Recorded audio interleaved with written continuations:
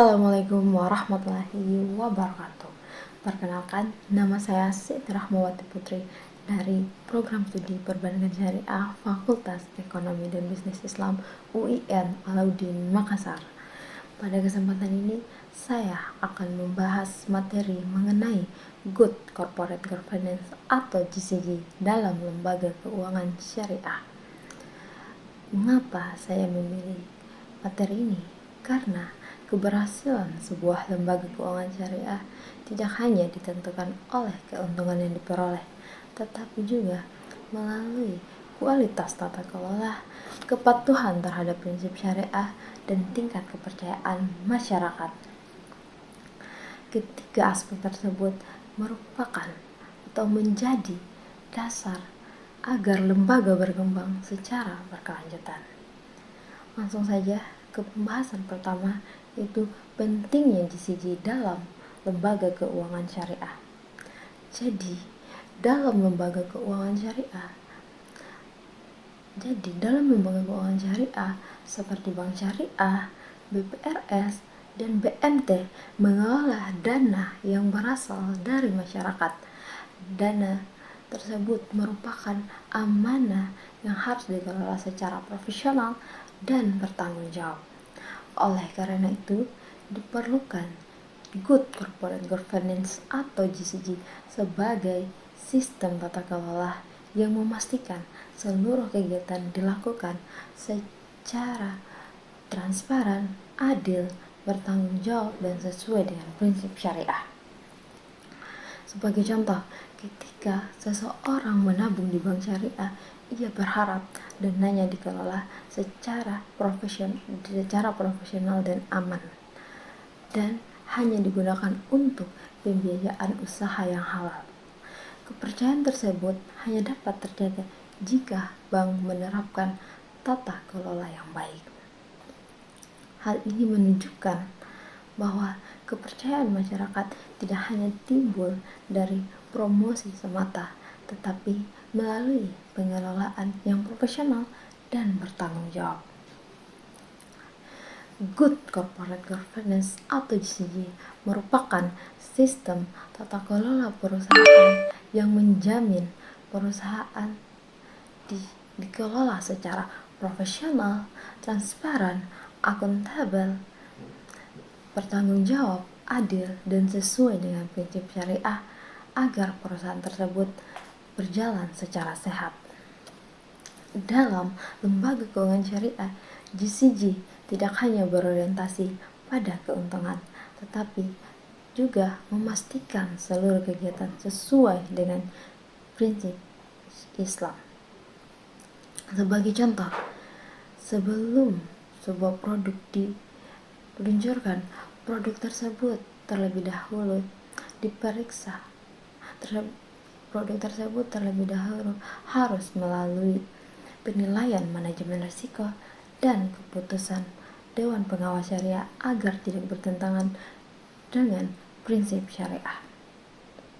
Artinya, dalam lembaga keuangan syariah, keputusan tidak diambil secara sepihak, tetapi melalui mekanisme pengawasan yang bertujuan menjaga kualitas keputusan. Selanjutnya, GCG atau Good Corporate Governance memiliki landasan yang kuat dalam Islam, seperti dalam Quran Surah An-Nisa ayat 58 mengajarkan pentingnya menjaga amanah, dan dalam Quran Surah Al-Ma'idah ayat 8 memerintahkan agar setiap keputusan dilakukan secara adil. Sementara dalam Al-Quran Surah Al-Baqarah ayat 282 mengajarkan pentingnya pencatatan transaksi secara benar sebagai bentuk transparansi.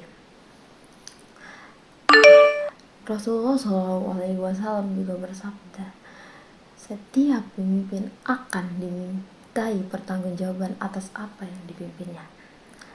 Artinya, transparansi, tanggung jawab, amanah, perlakuan adil bukan hanya untuk memenuhi aturan perusahaan, tetapi juga merupakan bagian dari nilai-nilai Islam yang menekankan kejujuran dan tanggung jawab. Selanjutnya, GCG atau sistem tata kelola yang baik memiliki 5 prinsip. Prinsip yang pertama adalah transparansi, yaitu perusahaan memberikan informasi secara terbuka. Sebagai contoh, Bank Syariah mempublikasikan laporan keuangan syariah setiap tahun. Dengan adanya keterbukaan informasi tersebut, masyarakat dapat melihat kondisi perusahaan sehingga kepercayaan masyarakat meningkat. Prinsip yang kedua adalah akuntabilitas, yaitu semua pegawai memiliki tugas dan tanggung jawab yang jelas. Sebagai contoh, ketika terjadi pembiayaan bermasalah, perusahaan dapat mengetahui unit yang bertanggung jawab dan melakukan evaluasi. Dengan adanya akuntabilitas tersebut, pegawai bekerja lebih profesional karena tugas dan tanggung jawabnya jelas. Prinsip yang ketiga adalah responsibility, yaitu kepatuhan terhadap aturan hukum dan prinsip syariah. Sebagai contoh, Bank Syariah menggunakan akad mudharabah, musyarakah, murabahah, dan akad lainnya sesuai dengan fatwa DSN MUI. Prinsip yang keempat adalah independensi, yaitu semua keputusan harus bebas dari kepentingan pribadi. Sebagai contoh, pejabat bank tidak boleh memberikan pembiayaan hanya karena memiliki hubungan keluarga tanpa melakukan analisis terlebih dahulu. Artinya, dengan adanya independensi tersebut dapat mencegah yang namanya nepotisme dan konflik kepentingan. Dan yang terakhir atau prinsip yang kelima adalah fairness atau kewajaran, yaitu semua pihak baik pegawai, nasabah, investor diperlakukan secara adil. Sebagai contoh, semua nasabah memperoleh informasi yang sama mengenai hak, kewajiban, biaya, dan resiko produk. Dengan adanya fairness atau perlakuan adil tersebut dapat meningkatkan kepuasan dan loyalitas nasabah. Selanjutnya, pembeda utama antara lembaga keuangan syariah dan konvensional. Yang menjadi pembeda utama antara lembaga keuangan syariah dan konvensional adalah adanya keberadaan Dewan Pengawas Syariah, di mana Dewan Pengawas Syariah bertugas memastikan seluruh akad, produk, dan kegiatan operasional sesuai dengan prinsip syariah. Sebagai contoh, ketika sebuah bank ingin memasarkan produk pembiayaan baru, tetapi ketika diperiksa oleh Dewan Pengawas Syariah, terdapat salah satu klausul atau ketentuan dalam akad berpotensi menyerupai praktik bunga. Untuk tetap menjaga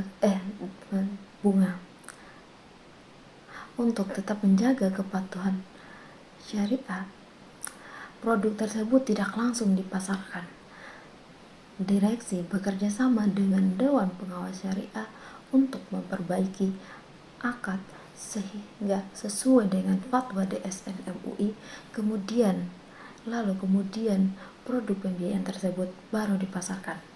Meskipun proses ini memakan waktu yang lebih lama, tetapi keputusan tersebut sudah lebih baik karena tetap menjaga kepatuhan terhadap prinsip syariah, melindungi nasabah, dan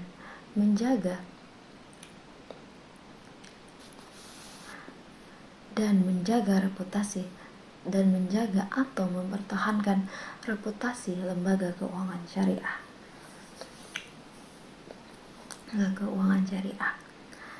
Sebagai penutup, saya menyimpulkan bahwa good corporate governance merupakan fondasi utama dalam pengelolaan lembaga keuangan syariah melalui prinsip transparansi, akuntabilitas, responsibility, independensi, dan fairness. Lembaga keuangan syariah menjalankan amanah secara profesional sekaligus tetap menjaga kepatuhan terhadap prinsip syariah. Menurut saya, keberhasilan sebuah lembaga keuangan syariah tidak hanya dilihat dari besarnya keuntungan, tetapi juga dari kemampuannya menjaga kepercayaan masyarakat. Kepercayaan tersebut dibangun melalui sistem tata kelola yang baik, integritas pengelola, dan komitmen untuk menjalankan prinsip-prinsip syariah secara konsisten. Mungkin itu saja yang dapat saya sampaikan. Kurang dan lebihnya mohon dimaafkan. Saya ucapkan terima kasih atas perhatian Ibu dosen dan teman-teman sekalian. Semoga apa yang saya sampaikan atau pembahasan materi mengenai good corporate governance bisa bermanfaat bagi kita semua. Saya akhiri dengan ucapan wabillahi taufik wal hidayah. Wassalamualaikum warahmatullahi wabarakatuh.